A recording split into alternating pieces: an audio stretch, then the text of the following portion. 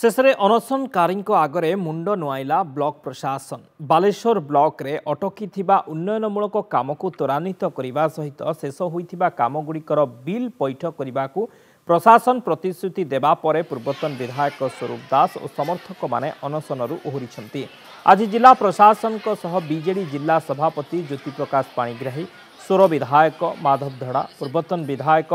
सुकांत नायक मध्य आलोचना करा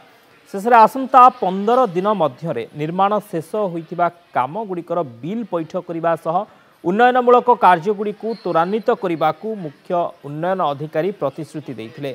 प्रतिश्रुति देवा परे अनशन प्रत्याहार करा जायथिला। पूर्वतन मुख्यमंत्री नवीन पट्टनायक बालेश्वर ब्लॉकर विभिन्न मंदिर मस्जिद गिरजा गुरुद्वार स्कूल क्लब प्रभृति निर्माण करने को 12 कोटी 50 लाख टंका अनुदान प्रदान करथिले। यह निर्माण कामगुड़िक संपृक्त कमिटी करुवा बेले वर्तमान विधायक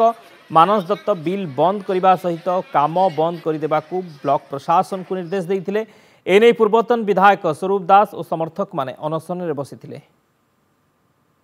जो कामगुड़िक सरी तार बिल खूब शीघ्र देवाई विभिन्न अनुष्ठान को बिल शीघ्र देवाई सहित जो ऑनगोइंग काम अच्छी तार सरलीकरण कराई से कमिटी मैंने केमी से काम को जत्नवान शेष करेंगे से जिला प्रशासन जत्नवान हम और आम आशा करुँ जो नवीन बाबू जो विभिन्न मंदिर मठ एवं धर्म अनुष्ठान काम देते अन्य उन्नयन काम देते से कम लोकों द्वारा समापन हो यह प्रतिश्रुति दिखाई। आशा करुँच जो मैंने जो आम आंदोलन को सहयोग करते समस्त को मन से कथा पाई। आज पीडी महोदय आम सीडीओ महोदय आसते आम समस्त से विषय अवगत करेले आम प्रत्याहार करने आमरण अनशन प्रत्याहार करने